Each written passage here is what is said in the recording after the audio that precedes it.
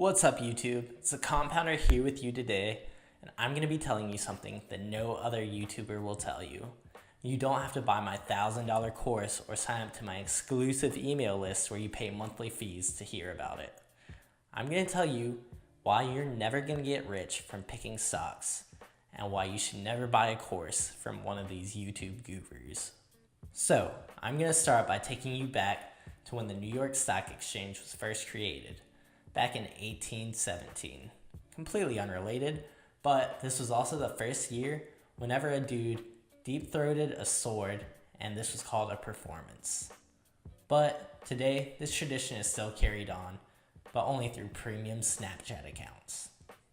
So, back in the good old days, any ordinary baker could buy part of a large corporation like Coca-Cola on the New York Stock Exchange.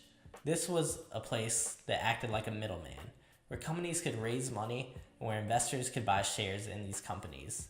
And investors who knew a lot of information about relatively unknown companies had a great advantage and could really reap a lot of profits from this, simply because there wasn't a lot of news or a lot of coverage out there. But these were the days when men could proudly wear top hats and flex their powdered wigs. Oh, how things have changed. Today, the New York Stock Exchange has a market cap of $22 trillion. That's almost half of my net worth. Crazy, right? So, because of the internet and because of mass media, anytime an event occurs, it's immediately priced into the stock, meaning you're not going to have any advantage by covering the news closely when investing in stocks, because by the time you see the news, that event is priced into the stock. So I don't care how many 10Ks, 10Qs, earnings reports, and even road shows you watch, listen to, or read, you are not going to have an advantage in the market. Why? Because you're not just investing against some average Jose, you're investing against institutional investors. These are guys who do this for a living and they have millions of dollars under management. And they're the ones who determine the price of a stock. Because individual investors don't move the price of a stock, the institutional investors do. They own about 80% of the market cap of the entire market. Alright, well, I'm very sorry to tell you, dude sitting on the couch eating potatoes and playing video games, but you're not the only person to think about investing in weed stocks.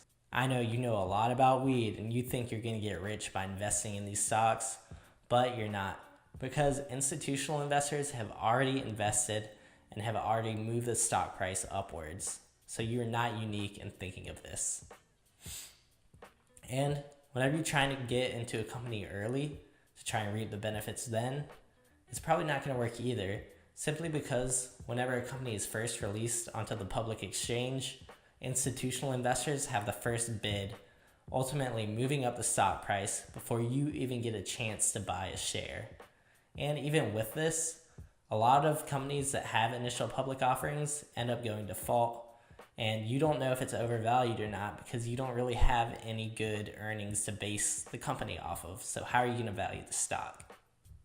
Alright, so the next reason why you're not going to get rich by investing in stocks is because you cannot predict the future.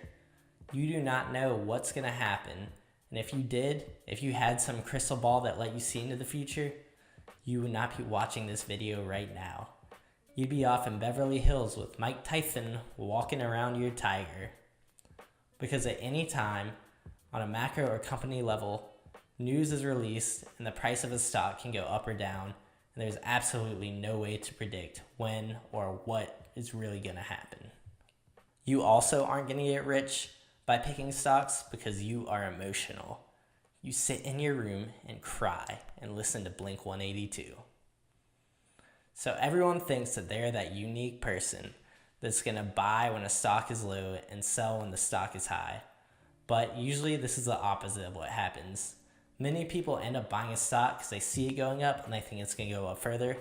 Or they sell a stock because it's going down and they want to cut their losses short. Or there's an economic downturn and you're forced to sell your stock to pay off your other debts. So while it sounds like a great, easy thing to do, to buy when it's low and sell when it's high, it's actually very difficult. But the craziest part about this is that even professional investors can't beat the market. The people who do this for a living cannot beat the benchmark index. So we can see these results historically of active managers greatly not beating the market, and we can see it recently. So over the past 3 consecutive years, only 5% of active managers have beaten the market. And if we stretch that out even a year longer, it's going to cut by half or even greater. Then when you account for management fees, there are close to 0 active fund managers who have beaten the market. So if even the pros can't beat the market, then why should you try picking stocks? And why should you even give them your money? The answer is, you probably shouldn't. But what you should do is index your money. So, quote from Warren Buffett, one of the greatest investors of all time, he said, "The trick is not to buy the right company. The trick is to essentially buy all the big companies through the S&P 500 and to do it consistently." So, historically, the S&P 500 has returned 10%. And while this may not seem like a lot, if you invest $300 for 40 years monthly, you're going to have about $1.9 million. And after inflation, your buying power is really $1 million, which is a ton of money. And the way you do this is by diversifying your money through low-cost, broad index funds. They cover the US market, international market, REITs, and bonds.